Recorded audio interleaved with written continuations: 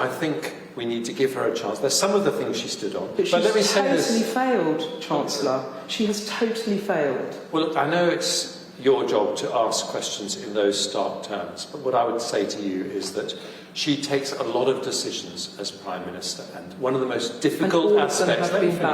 Let me finish, please. Okay. One of the most difficult aspects of leadership is to be prepared to change when you know things need to change, and she's done that. And she recognises, and it's a very difficult thing to do, that some of those very big policies were contributing to unanticipated instability, and therefore she needed to change them. So I think we need to respect that she's done that and give her a chance to take things forward. Because I just want to ask about spending, but just to finish this off, she was warned about these policies in the leadership race. You backed Rishi Sunak. He warned about all of these things, the former Chancellor, and it came to pass. Why is she still in the job? Well, I would rather a leader who listens, learns and changes. And these are very difficult times. That's what we have with Liz Truss. And I think we would have more instability, much more instability, if we went through another long leadership process. And what I think homes want up and down the country is certainty. That's my job. I'm going to ask you one more question about Liz Truss and we'll move on. Will she be Prime Minister by Christmas? I believe so, yes. You think she will? Yes. Okay. I just want to quickly come on to spending. I know I haven't got much time. Defence budget, 3% increase, election commitment of Liz Truss. Is that going to go or not go? Well, I'm going to disappoint you, Beth, because I'm not giving any answers on any specific elements of spending. That's fine. Or indeed on tax, because that's going to be decided in 2 weeks' time. But what I am saying is two things. Yeah. First of all, these are going to be very difficult decisions.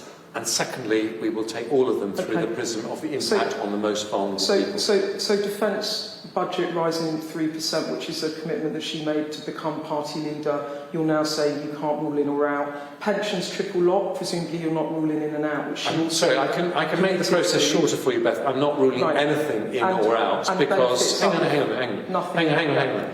We have got a very difficult budgetary situation. I want to do what I can to calm the markets. I've been very open about the changes we need to make, but I've also said in all areas of tax and spend, we're going to announce the decisions in 2 weeks' time. The reason I'm asking you, Chancellor, and you'll understand this, is again, this is a set of policies that Liz Truss announced in order to be elected party leader and Prime Minister, and now you're saying that you might have to reverse them. Just to be clear, you can't commit to any of them. Not in the next 2 weeks, but in 2 weeks' time you will know the progress we've been able to make. And I think it's important to say,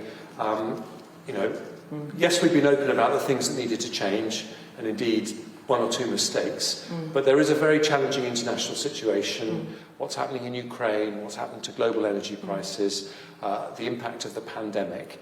And in the face of all of those challenges, sometimes governments do need to change direction. I have a final question on that. Number one, the markets have also said some of this has been, or the Bank of England has said some of it was self-inflicted. There was a UK element to some of the market turmoil, which presumably you would acknowledge.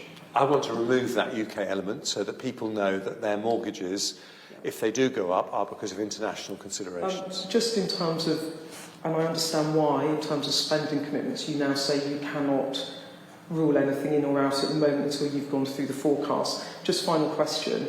How can you be confident that you can get any of these measures through Cabinet or your party, given that there are people in Cabinet, such as the Defence Secretary, for him it's a red line?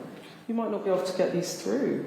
Well, I may stand corrected, but I don't think there was a single Conservative MP. I'm actually not sure there was a single Labour MP who opposed the measures that I announced today in Parliament. So I think, when you look beneath the political rhetoric, actually there is widespread agreement on the things that need to be done, and I hope that will be the case when I announce the fiscal statement in a couple of weeks' time. Just one more thing. Jeremy Hunt, you stood for leader twice. Some of your MPs are telling me today that they would like you to be the Prime Minister. You have ruled that out? You ruled that out completely? You don't want the job? I rule it out. Mrs Hunt rules it out. 3 Hunt children rule it out. And I think what they all think is that I have a big enough task, a big enough challenge, and I want to focus on doing that.